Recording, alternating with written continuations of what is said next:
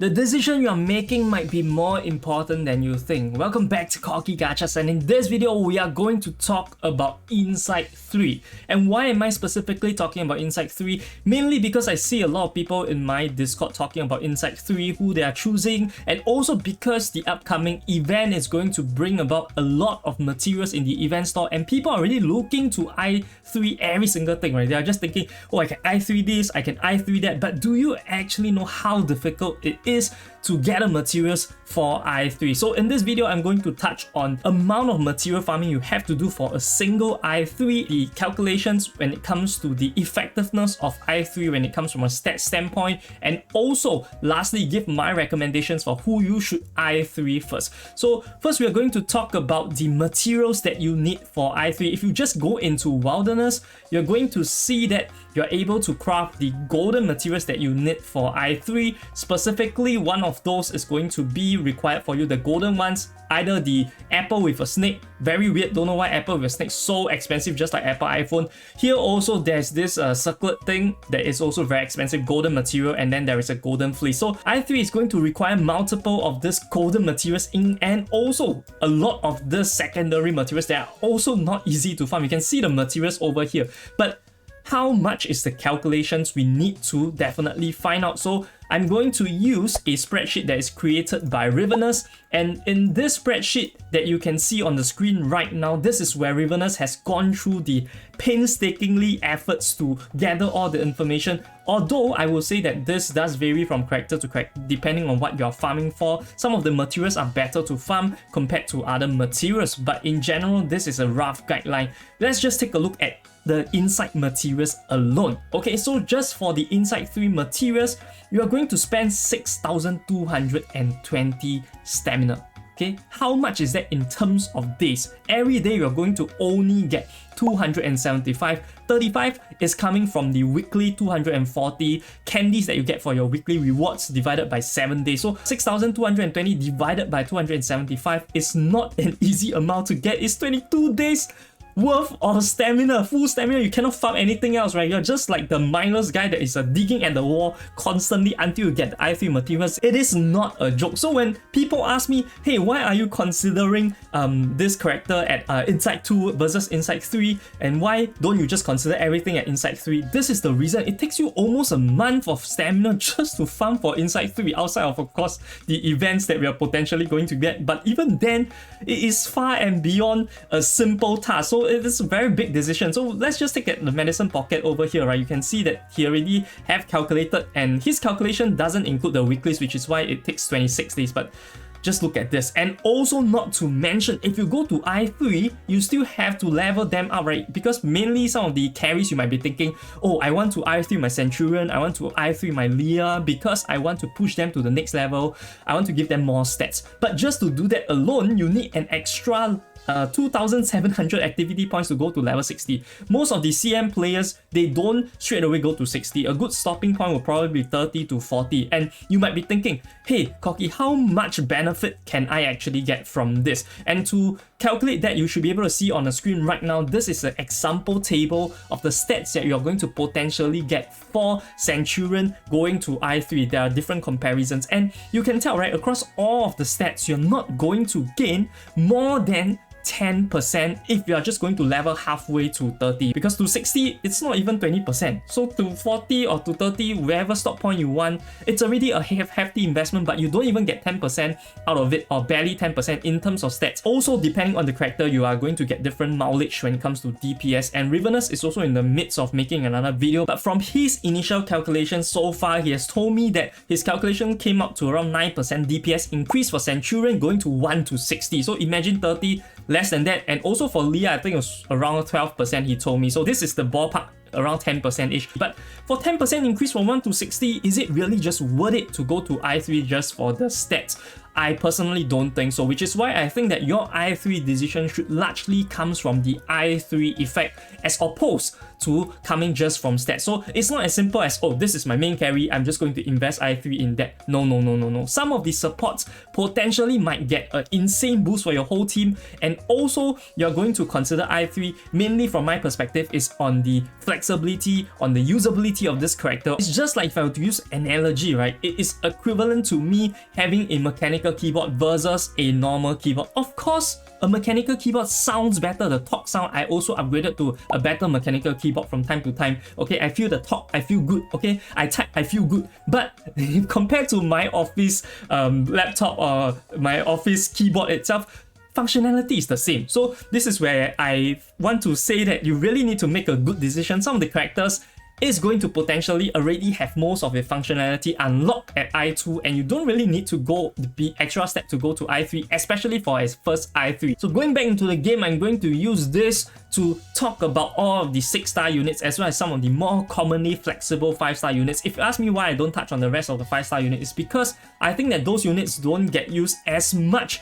compared to the 6 stars valuability as well as the popular 5 stars for them to justify being the first I3 user. You can potentially I3 them down the road, but not as your first one. I don't really think it's worth it.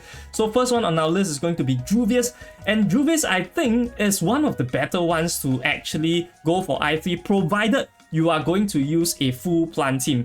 Of course, now that the limbo seasons for the plant, potentially next one, I'm not sure if they're going to switch to the beast and mineral afflictors bonuses, but right now, if you have a plant team and you are planning to use it for all afflictors, maybe you can invest in an I3 in Juvius, because leech rate plus 10% as well as damage heal for the whole team with no duration limit is pretty sick. Okay, so definitely this is one of the best considerations if you use a full plant team.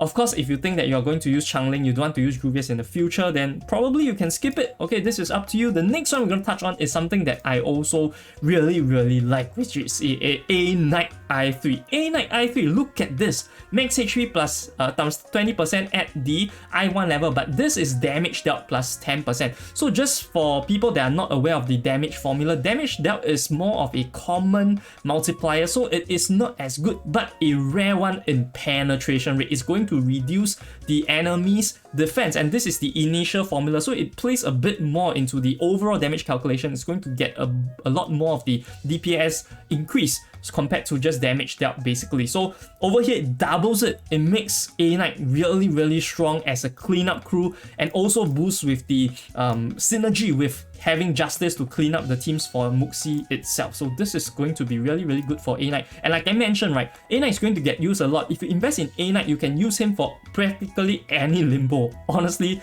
very strong with insane HP. Next is going to be Leah. Now, Leah might be a bit controversial because Leah does benefit a lot more from the stats, right? Like I mentioned, right, it is 12% from 1 to 60, but at the same time, it is 10,000 stamina. 10,000 stamina, which is around a month of farming, just to get that 10% DPS if you want to go to level 60. And for the Insight 3 Psycube's basic critical rate bonus plus 100%, personally, I don't think that it is that important. If you are using the Resonance to prioritize crit rate itself and also using Thunderous Psycube, you probably won't have a problem with getting this Psycube bonus. And of course, if you're not even using the Thunderous Psycube, you're using Brave New World, something like that, you probably don't even want to I3. But the stats increase, you guys might argue it's good, but honestly, 10k stamina just for that, count me out on that. So I don't think Leah is going to be a priority in my opinion.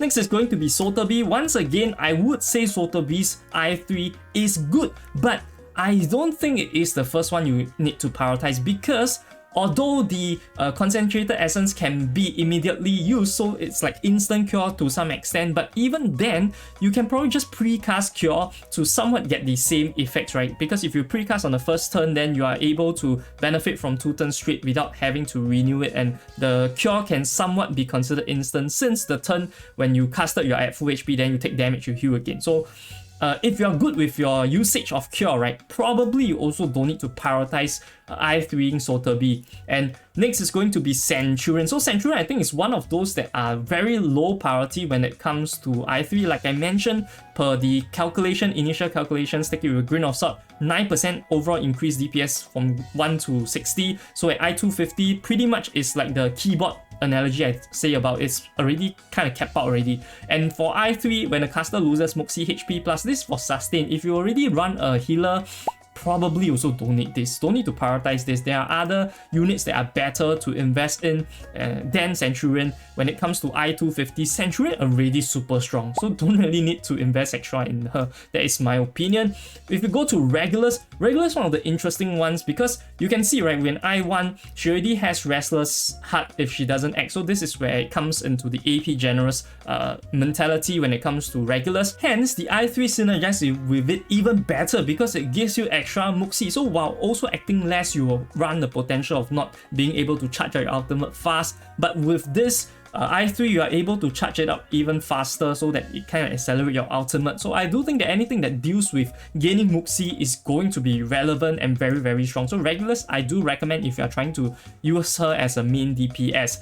Next is going to be An Li. So I always mention that An Li is a very good support, very flex unit to use. But for her i3, I don't really think it's that significant because this only applies to herself. This does not apply to the rest of the team, which is why I don't think it is going to be as worth it because most of the time you're using An Li as a sub DPS. So her having extra 5% penetration rate, which is also not the 5% extra, is not that big of a deal.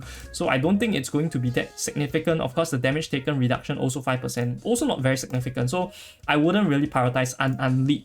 Next, we are going to go into the Medicine Pocket. Medicine Pocket is one of the bad ones, I think. If the caster HP is below 50%, healing done plus 10%, I don't think healing done 10% is worth the amount of stamina.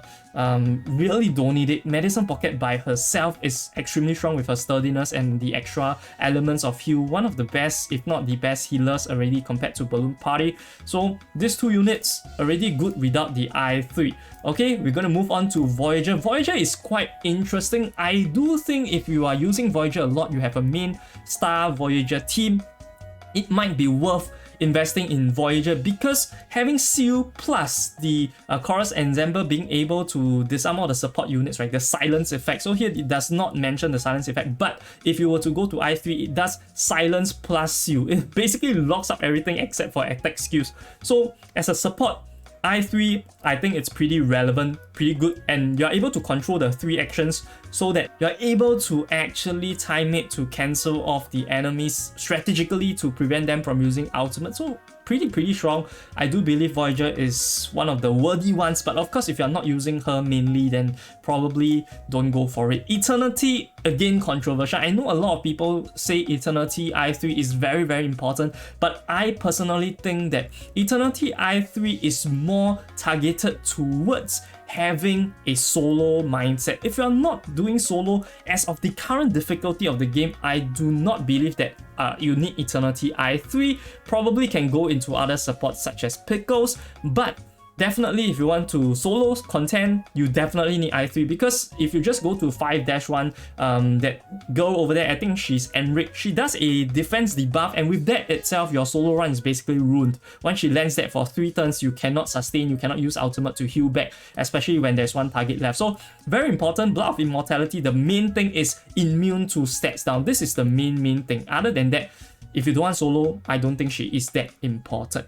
Okay, so this is all of our 6 stars except for New Babel. Almost forget that New Babel is a 6-star IU. Okay, New Babel 6-star. After gaining a total of 15 guarding instincts, enters loyal partner status, and caster no longer gains guarding instinct. So for her itself, it strengthens her defensive capabilities, but like I mentioned, right now there is not much need for that much of a defensive end. So anything that deals with so much defensive end probably isn't going to be good. Yeah, New Babel, I'm not going to talk about her. I don't think a lot of people is going to invest that widely into her anyways. Next, we're going to talk about the notable 5-star units. The first one we have is Baby Blue. Okay, for Baby Blue, when the caster takes mental damage, gives the attacker 1 stack of Wonder Visitor damage bonus minus 10%. So again, Defensive end, I don't think that is worth that much stamina. Of course, with the 5 stars, right, you do have to note that you need to spend less, so it's not really 10k stamina. It is less stamina, but even then, I don't think that is going to be worth it. Now, the 2 notable ones I'm going to mention over here, there's also Balloon Party, but we are not going to touch on Balloon Party. Charlie is one of those 5-star that I think, right, out of all the 5 stars, it might be the one most worth it to go to I3.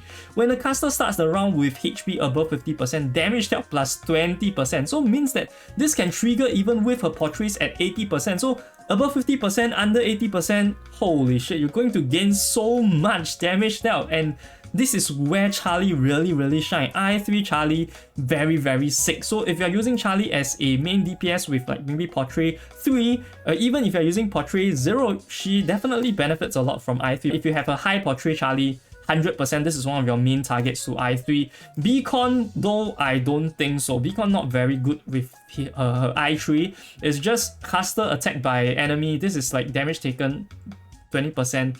Although Beacon has more of a fragile end, but you can just compensate it with leveling up the resonance. I don't think you need to go to I3 for her. Yeah, not really necessary. DK, yeah, DK probably is one of the better ones, although I wouldn't want to invest in DK. So yeah, this is the problem with DK, right? And with all of the 5-star units that you don't use often, even if their I3 is good, you don't want to invest in them. Even if they're cheaper, you don't want to use them from that perspective. So Neto, with her I3 is more defensive. I don't think this is useful because this only applies to Soneto herself from the defensive end. For Balloon Party, this also doesn't feel as significant to me. Most of the time, the party balloons will get used up. It doesn't really matter too much that it is permanent. So yeah, I don't think this is going to be that relevant.